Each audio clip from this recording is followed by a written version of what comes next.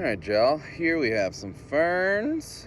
These are our native ostrich ferns, Matusha Strethiopteris. We're right down the hill from the greenhouse, and these are kind of easily distinguished because they have this circular arrangement, kind of looking like an ostrich tail. They also have dimorphic fronds, meaning you see these brown things right in here? Those are the reproductive fronds that release spores. They all have this perfect shape to them. They're rhizomatous, meaning they spread by rhizomes or underground roots. Each one of them sends, I think, 7 other rhizomes out each year. So you can see it forms these large, dense colonies of ferns. We'll look at more detailed fern structure as well, but these are easily identified. So this is Christmas fern. It's evergreen. You can see the fronds from last season just kind of dying onto the ground. They protect the soil underneath. So the leaves on a frond are basically called pinna. Some of them even actually have little bumps on the pinna called pinnules. But a Christmas fern, an easy way to kind of remember an identifier for this one, is at the base of each pinna, it kind of downward slopes, looks like a little slope, and since they're around all year, you can think of it like a Santa's sled, or like a hill that you could sled on. So we can look a little bit more about fern. You can see there's a lot of hairs on this rachis, which is the stem that has the little leaves or pinna on it. And then the stem that has no pinna, that's called the stipe. So Christmas ferns, you can find them all over all kinds of forests in the Piedmont and the mountains.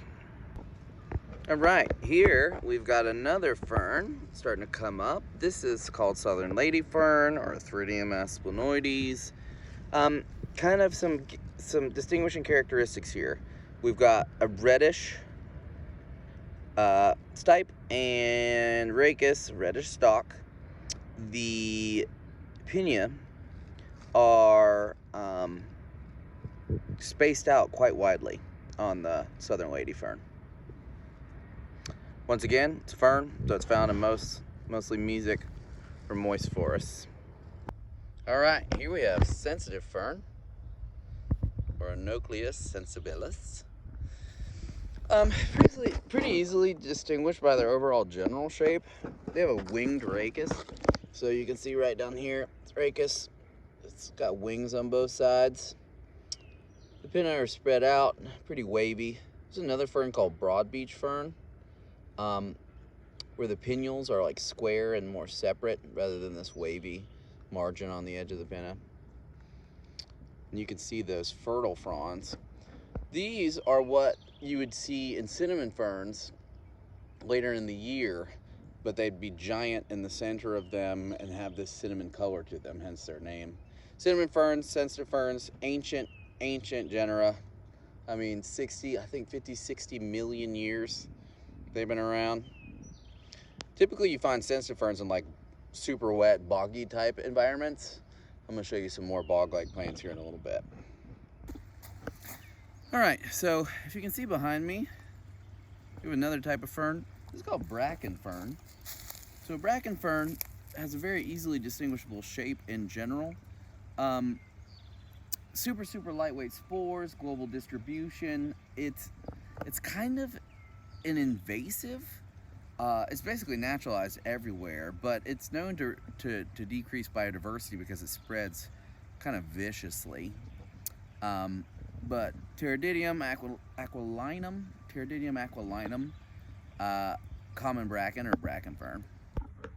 Another fern here, Thylepteris kunthii, southern shield fern. Distinguishing characteristic, has these weird pinna that point downward towards the base, right there, where the stipe becomes the rachis. Southern shield fern. Here we've got another fern. Looks like we've got royal fern, Osmunda regale, popping up. Um, without a mature specimen, it's kind of hard to tell, but the pinning here are, are extremely separate. It's got this very open habit along the rachis here. Kind of looks like, I mean, almost like those vetch leaves like we've seen in the Fabaceae family before. But royal fern popping up. And here we have a Broadbeach Fern. I don't remember the genus and species of this one. Looks like sensitive fern. Has that winged rachis. The pinna are a little closer together. The whole thing looks like one big triangle, if you ask me. The pinnules are a little more rectangular than on the sensitive fern. And overall, it just has quite a bit of a different general look. So, cinnamon ferns, Osmodastrum cinnamomium. They have lots of cinnamony looking fibers on them. Very similar to interrupted fern and royal ferns. These things are ancient, y'all. They've been around for, God, I don't know, 50, 60 million years. Some characteristics that supposedly differentiate them. I should have brought a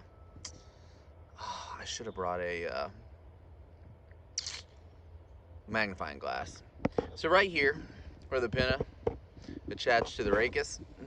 Let me see if I can zoom in on one using this thing on my. There, oftentimes, is a tiny tuft of white fiber. Let me get another. Usually you need your magnifying glass to check it out though. So unless you're walking around with a magnifying glass, you might not be able to see it, especially in and amongst all the other hairs. Dimorphic fronds usually form in the middle of this bad boy. Early on they look like giant cinnamon sticks, kind of. We don't have any out at the moment, but that's kind of the giveaway because the interrupted ferns have those dimorphic fronds form about halfway up, hence their interruption or interrupted nomenclature. It's another big old clump of cinnamon ferns. Huge. Also helps differentiate, but within the cinnamon ferns and interrupted ferns, if you don't have those dimorphic ferns, it's hard to tell. Or the reproductive fronds, it's really hard to tell which ones are the difference unless you brought your magnifying glass. You'll see that little white tuft of hair, oftentimes, where the pinna attaches to the rachis. Okay, here we have southern maidenhair fern. This one doesn't have. This one easily distinguished by its overall shape and structure. Oh, heavenly to just feel. Single stipe, single rachis. The northern maidenhair has this like semicircular shape where the stipe diverges into two rachises. But here we've just got one. Don't remember the genus and species name of these, but southern maidenhair fern.